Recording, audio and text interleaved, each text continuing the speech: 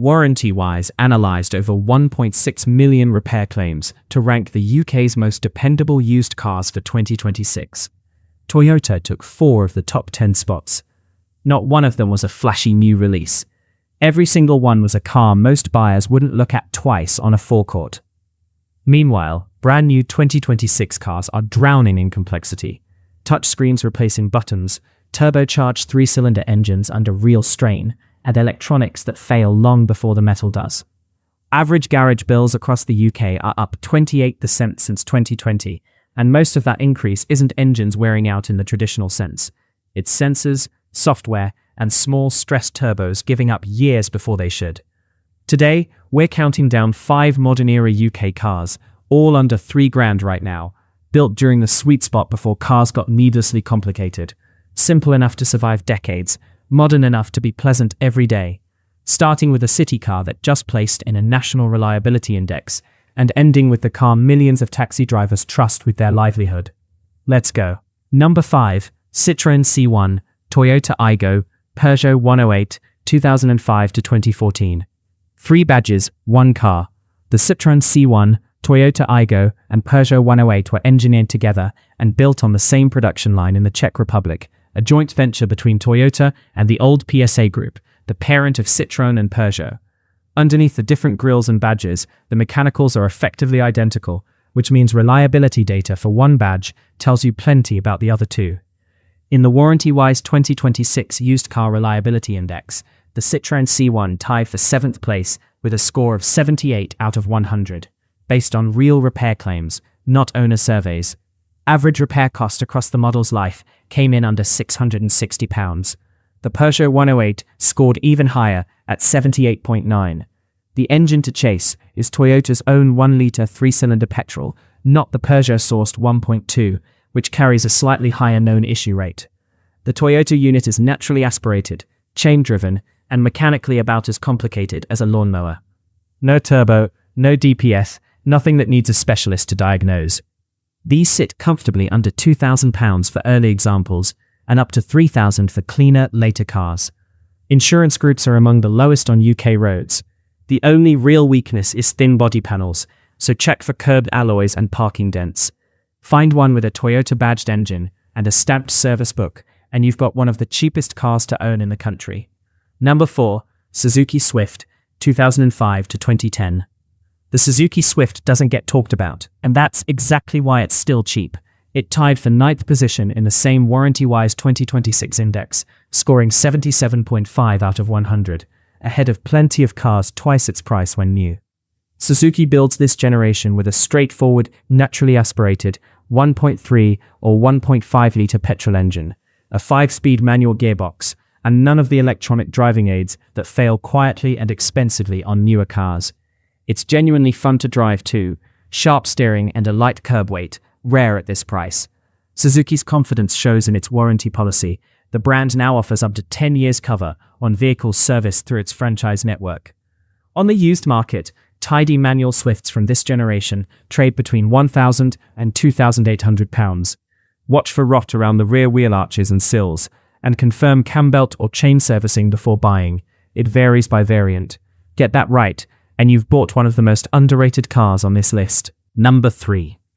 Skoda Fabia Mk2, 2007 to 2014.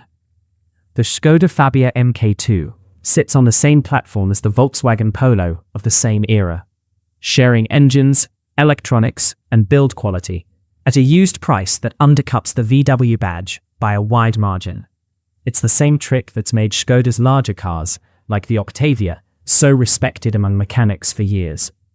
The 1.2-litre naturally aspirated petrol, badged simply the 12V, is the one worth chasing. It avoids the timing chain issues that affect some of VW Group's later turbocharged 3-cylinder units, and it's cheap to service anywhere in the country. Post-facelift cars from around 2010 also benefited from tightened build quality.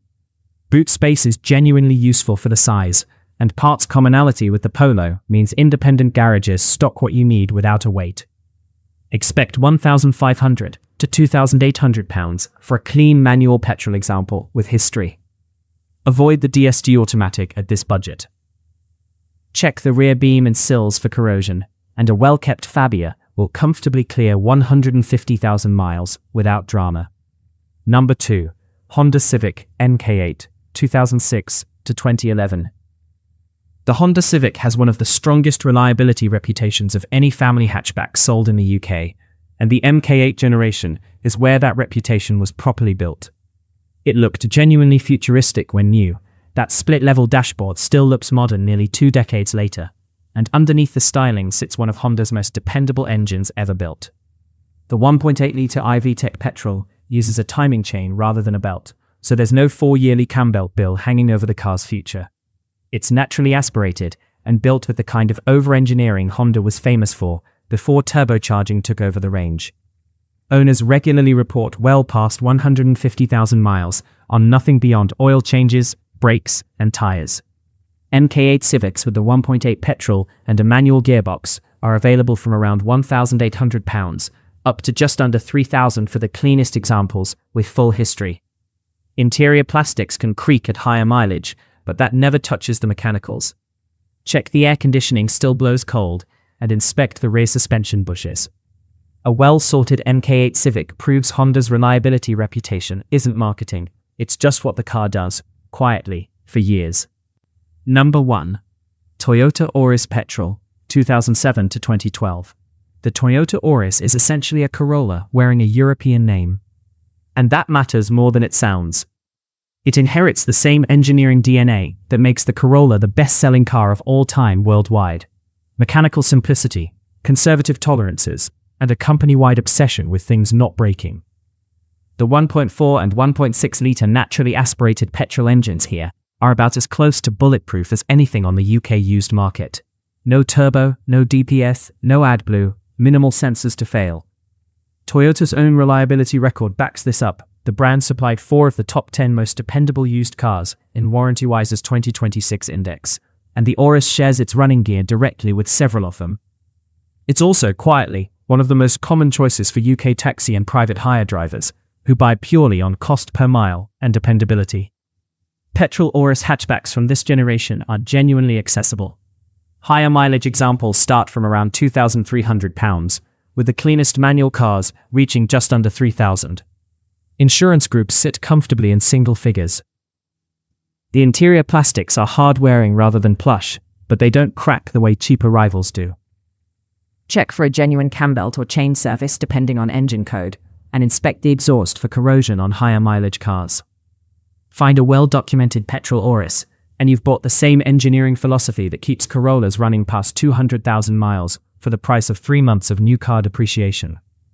5 cars, none of them will turn heads at the school gate, and none of them come with a lane keep camera or a 14-inch touchscreen.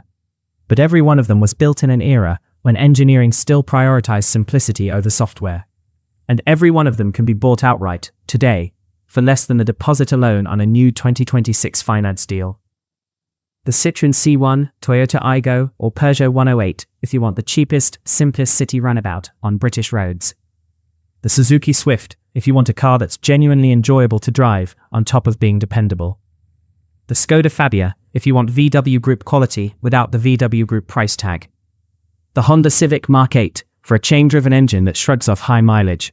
And the Toyota Auris, built on the same bones as the world's best-selling car, as the single most proven way to spend under £3,000 on 4 wheels in this country today. New cars depreciate the moment they leave the forecourt. These cars already have, and what's left is honest, provable, mechanical value. Which one of these would you actually buy today? And which 2026 model do you think won't make it to 2036? Let us know in the comments. We read every one. Subscribe for the next video, and we'll see you there.